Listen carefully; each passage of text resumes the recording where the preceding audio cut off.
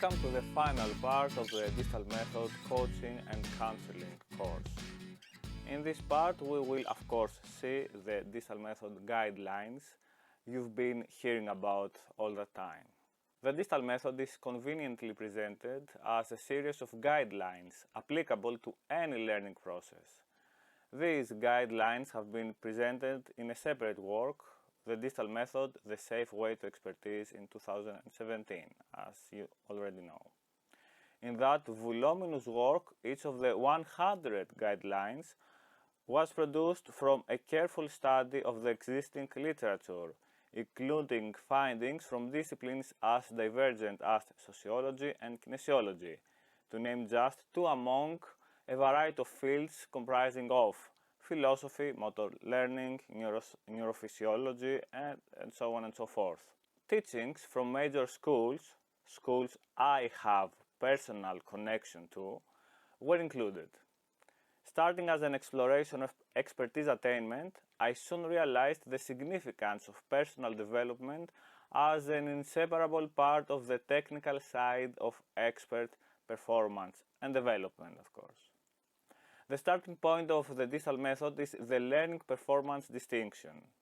Within the spirit of classical Greek antiquity, it refuses to deal with the phenomenon only, with the observable reality, but it penetrates through the veil of mystery or of ignorance, covering learning.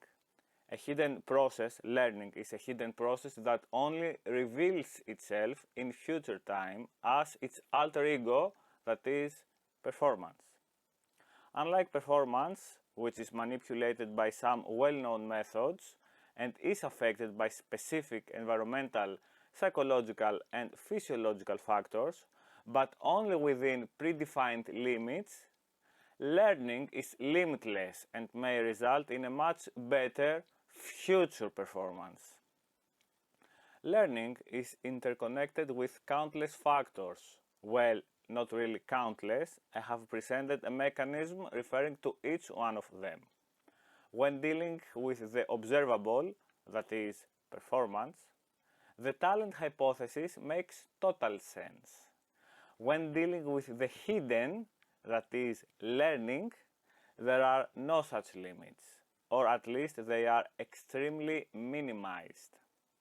Learning is connected with the process of curing, performing with the state of being already cured.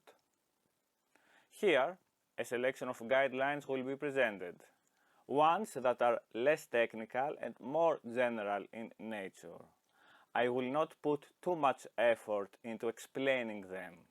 However, I have chosen here to present the most general guidelines, since access to the much larger and technical set of rules presented in the official handbook of the Digital Method does not concern a large proportion of the general public. However, I have chosen here to present the most general guidelines, since access to the much larger and technical set of rules presented in the official handbook of the Digital Method does not concern a large portion of the general public.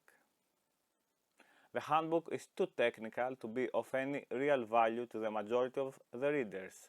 That's why it really seemed a pity to me that a great part of the novelty of this method would remain inaccessible to many. Ergo, my decision to present some basic guidelines here, even at risk of losing some specificity.